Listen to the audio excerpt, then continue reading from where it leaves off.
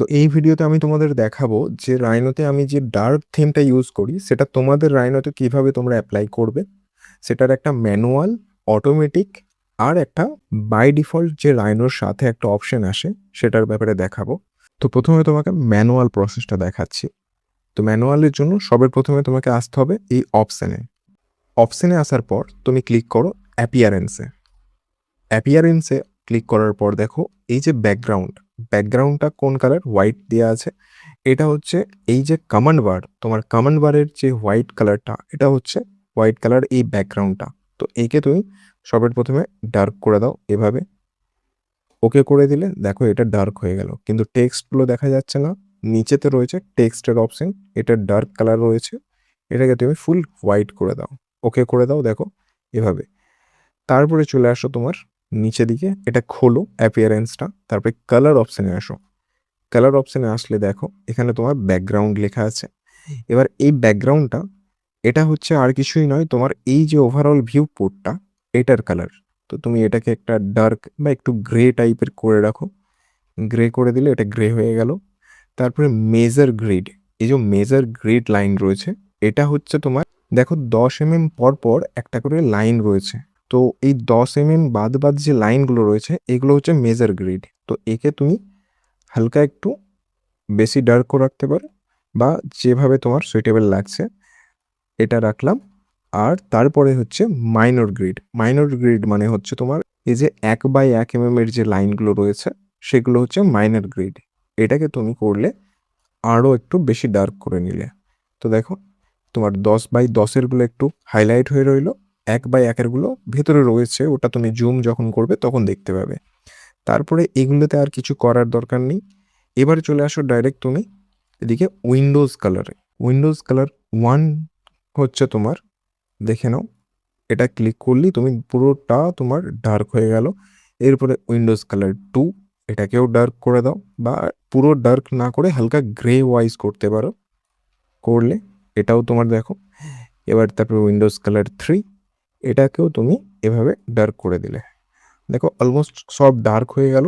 এবার তোমাকে কি করতে হবে, এই উইন্ডোজ টেক্সট এটাকে ডার্ক থেকে তোমাকে করতে হবে ডাইরেক্ট হোয়াইট। তবেই তোমার এই টেক্সটগুলো দেখো এবার ফুটে উঠলো। ঠিক আছে, এবার এটা আমি রাইনো 6-এ দেখাচ্ছি, তুমি যদি 5 ইউজ করো তাতেও একই অপশন, একই ফর্মুলা সব কিছুতে। তো এভাবে তুমি পুরো জিনিসটাকে ম্যানুয়ালি সেট আপ করে নিতে পারো। আর যদি তুমি চাও যে আমি ম্যানুয়ালি করব না, তাহলে তুমি এখানে টাইপ করো অপশন। এখান থেকে দেখো অপশন ইম্পোর্ট বলে একটা অপশন আসছে। তো এই অপশন ইম্পোর্টকে ক্লিক করো। এখানে দেখো ফাইল নেম, এই জায়গাটায় টিপে ব্রাউজ করবে। ব্রাউজ করার পর দেখো এখানে আমার রাইনোর একটা কাস্টম সেটিং আমি এখান থেকে করে রেখেছি, মানে আমার ডার্ক থিমটারই একটা কাস্টম সেটিং করে রেখেছি। এবার এটাকে তুমি ডাইরেক্ট ওপেন করবে। এবার দেখো এটাতে আমার টোটাল হটকি থেকে সমস্ত কিছুর সেটিং আমি, মানে এটাতে এক্সপোর্ট হয়ে যাবে। এটা আলাদা আলাদা করে ভাগ ভাগ করে এক্সপোর্ট করার কোনো অপশন নেই। তো এখান থেকে তোমার করতে হবে কি, এই অ্যাপিয়ারেন্সটাকে সিলেক্ট করবে, ওকে করে দেবে।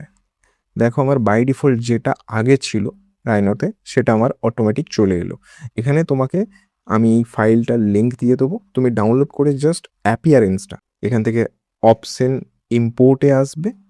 তারপরে আমি যে ফাইলটা দেবো সেই ফাইলের লিঙ্ক থেকে ডাউনলোড করে এই ফাইলটাকে তুমি এভাবে ইম্পোর্ট করবে। ইম্পোর্ট করার পর অ্যাপিয়ারেন্সটা শুধু ক্লিক করে ওকে করে দেবে, তাহলেই তোমার ভিউপোর্টটা পুরো ডার্ক হয়ে যাবে, এই থিমটা হয়ে যাবে।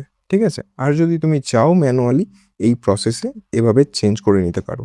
আর তুমি এটাকে ইম্পোর্ট করার পর একটা জিনিস হতে পারে যে তোমার এই যে ভিউপোর্টটা এটা হয়তো তোমার লাইট হয়ে থাকবে। এটা তুমি সিম্পলি দুটো জায়গা থেকে চেঞ্জ করতে পারো। এক, তোমার অপশানে গিয়ে এখান থেকে অ্যাপিয়ারেন্স, কালার থেকে এই যে ব্যাকগ্রাউন্ড রয়েছে এটা ম্যানুয়ালি চেঞ্জ করতে পারো এখান থেকে। আর একটা রয়েছে তোমার, এখানে যদি তোমার ডিসপ্লে অপশানটা সিলেক্ট থাকে তাহলে দেখো আমার এটা রয়েছে শেডেড ভিউ এর জন্য আমার সলিড কালার এটা করা রয়েছে। ঠিক আছে, এখানে wireframe view by default করে রাখতে পারো সলিড কালার। এখানে ভিউ যখনই তুমি এটাকে ওয়্যার ফ্রেম করবে দেখো কালারটা হালকা চেঞ্জ হয়ে গেল। এটা তুমি বুঝতে পারবে যে কিভাবে কি কাজ হচ্ছে।